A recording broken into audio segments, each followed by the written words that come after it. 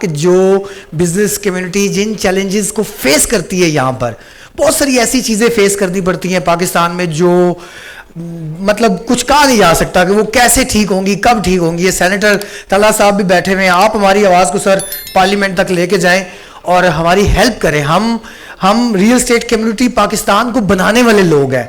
ہم ہر یہ ریمیٹنس کی بات شفیق صاحب سے بہتر میں نہیں کر سکتا, لیکن اتنی دولت پاکستان میں آ سکتی ہے اور یہ سارے کام ہو سکتی ہے. میں اب سردار طاہر صاحب کو بغیر کسی ڈیلے کے دعوت دینا چاہتا ہوں.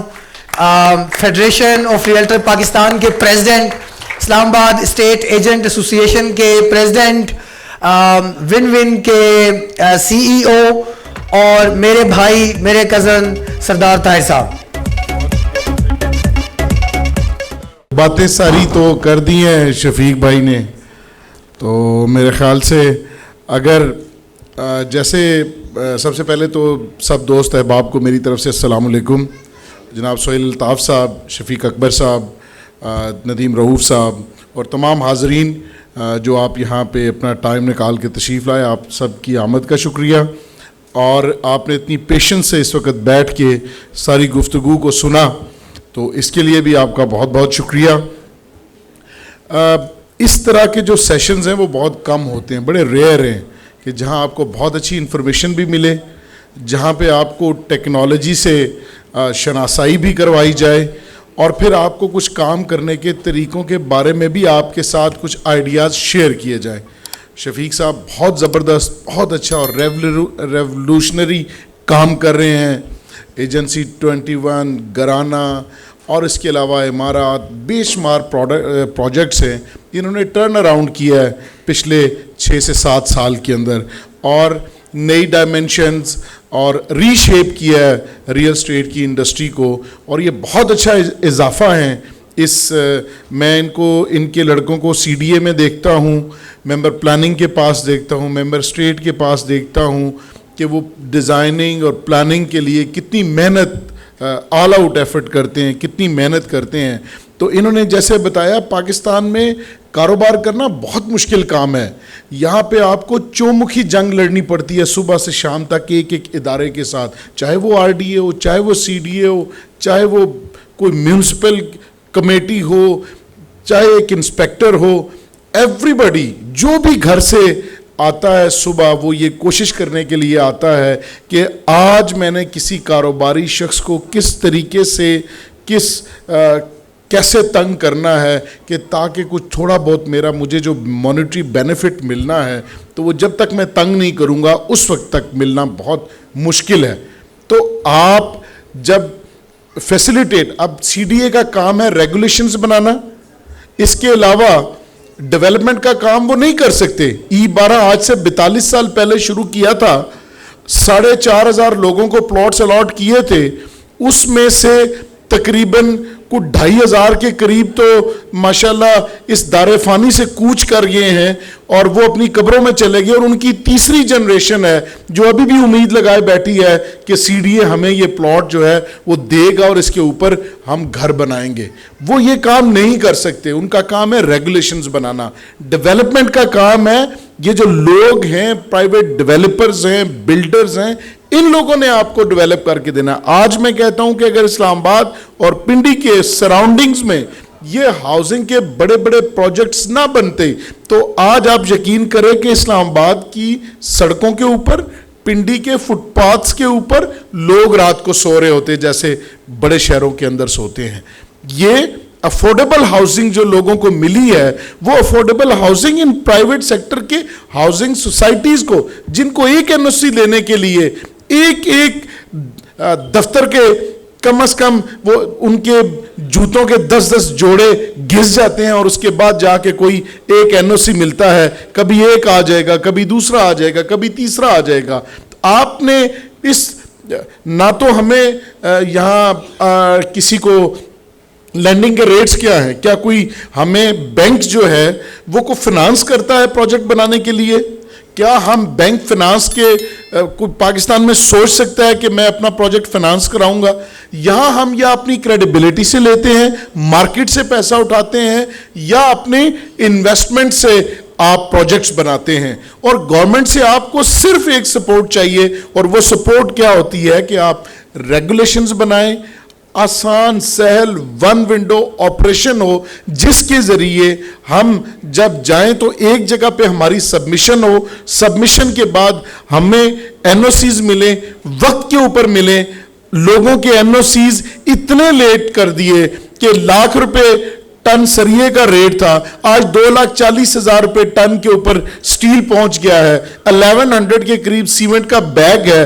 ریڈی مکس جو ہم 6,500 PSI 4,000 PSI ₹6,000 میں لیتے تھے, آج وہ ₹15,000 کے اوپر پہنچ گئی ہے. آپ کو بلڈنگ بنانا ناممکن ہو گیا ہے اس ریٹ کے اوپر جس پہ شفیق اکبر صاحب نے اس وقت بیچی تھی. انہوں نے ایک پلان کیا, ایسی پرائس ہائیک تو کسی کے تصور میں بھی نہیں تھی کہ یہ 3 گنا قیمتیں بڑھ جائیں گی. آج وہ ہے.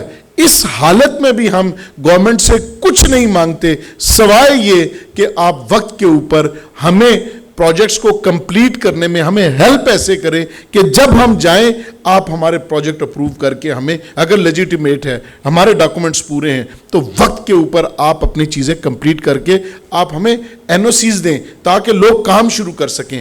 اب آپ دیکھیے کہ یہ جو بجٹ آیا, اس بجٹ کے اوپر 15% گین ٹیکس. پہلے کہتے ہیں کہ اگر آپ کے پاس پلاٹ ہے تو وہ آپ نے پلاٹ جلدی بیچنا نہیں ہے, اگر آپ بیچیں گے تو آپ کو 15% اس کے اوپر گین ٹیکس پے کرنا پڑے گا. پھر کہتے ہیں کہ اگر آپ کا پلاٹ پڑا ہوا ہے تو اس کے اوپر آپ نے ہمیں رینٹ پے کرنا ہے.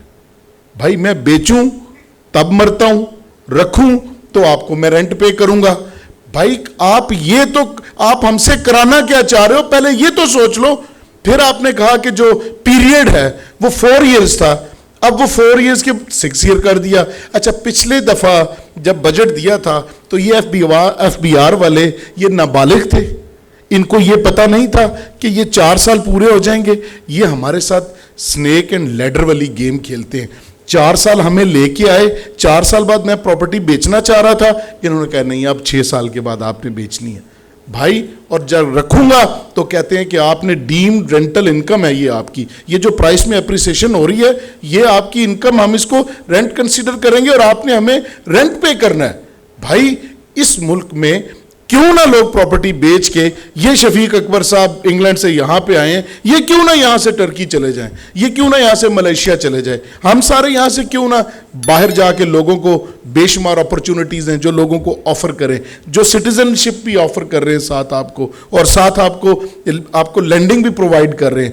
آپ نے اگر 10% 15% سرمایہ, باقی آپ کو بینکس دیں گے اور آپ اپنے پروجیکٹس کمپلیٹ کریں گے. اس کے باوجود آج چونکہ ٹاپک جو ہے وہ بلیو ان پاکستان ہے تو ہماری مجبوری ہے کہ ہم نے اچھی اچھی باتیں کرنی ہیں.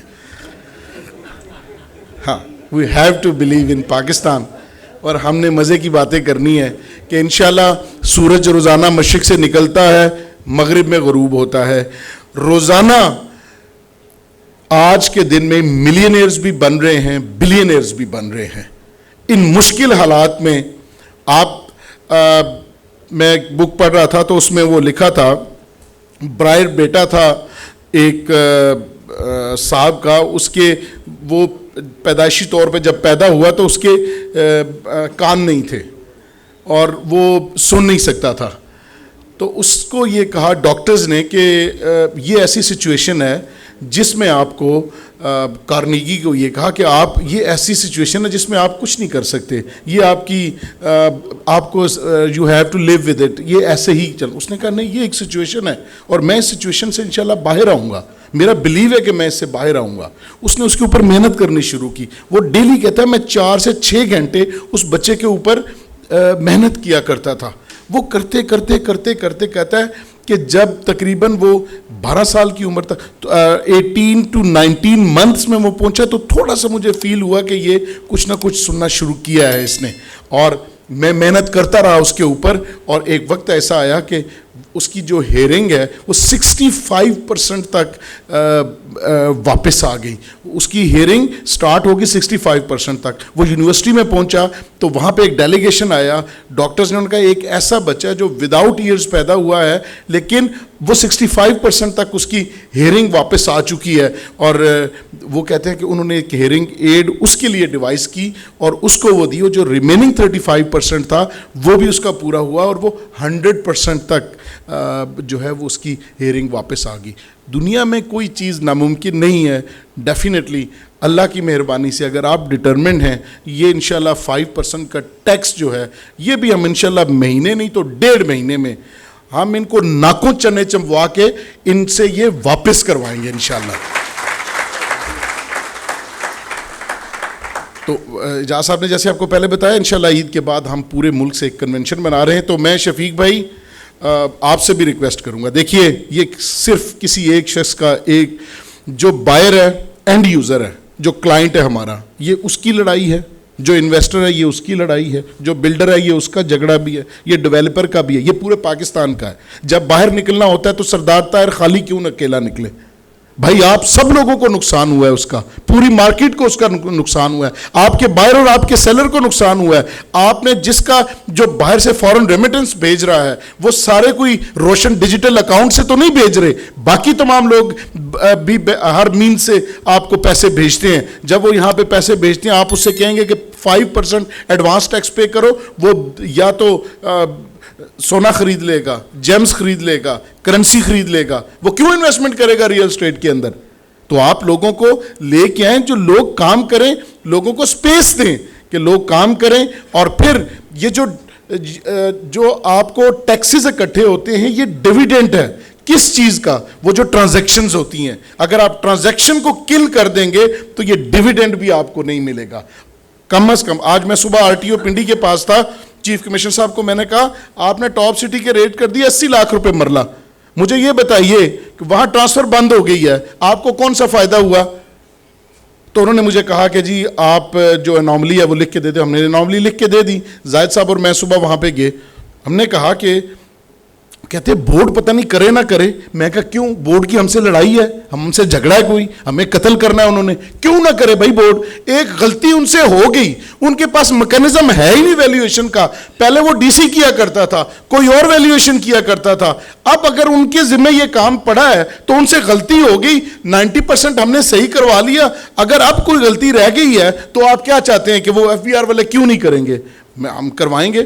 آپ اپنی ان پٹ دے کے بھیجیں, پھر بورڈ جانے ہم بورڈ سے کروا لیں گے انشاءاللہ. اگر ہم سارے مل کے, میں سہیل بھائی کا شکریہ ادا کروں گا, یہ ہمارے اس ٹیکسز کے معاملے میں ہر وقت ہمارے ساتھ کھڑے ہوئے ہیں. انہوں نے ہمیشہ اپنی ان پٹ دی. پنڈی چیمبر نے, ندیم بھائی نے, ہمارا اسلام آباد چیمبر نے, جب میں نے پریس کانفرنس کی, احتجاج کیا, 2-4 ہزار لوگ اکٹھے کیے 22/6 کو, اس وقت اسلام آباد چیمبر کے پریزیڈنٹ میرے ساتھ بیٹھے تھے, آباد کے ریپرزینٹیٹیوز میرے ساتھ بیٹھے تھے, اور اس کے علاوہ پاکستان کے دیگر شہروں سے دوست آئے تھے, وہ بھی وہاں بیٹھے تھے. تو ہم نے ایک میسج پہنچایا. ڈیفینیٹلی ابھی حکومت انڈر پریشر ہے, IMF سے فنڈ لینا ہے, اس کے بعد انشاءاللہ ہم بیٹھ کے اپنے سیکٹر کے لیے ضرور ریلیف لیں گے, لیکن ہم سب کو اس کے اندر ایفرٹ پٹ کرنی پڑے گی, اور جب آواز لگے گی تو سب لوگوں کو نکلنا پڑے گا. ہم پیسفل ڈیمانسٹریشن کے ذریعے سارے مسائل حل کریں گے, لیکن اس کے لیے ہمیں نکلنا پڑے گا. آپ تمام دوستوں کا بہت شکریہ. اللہ تعالیٰ آپ کا حامی و ناظر ہو. بہت بہت شکریہ سر.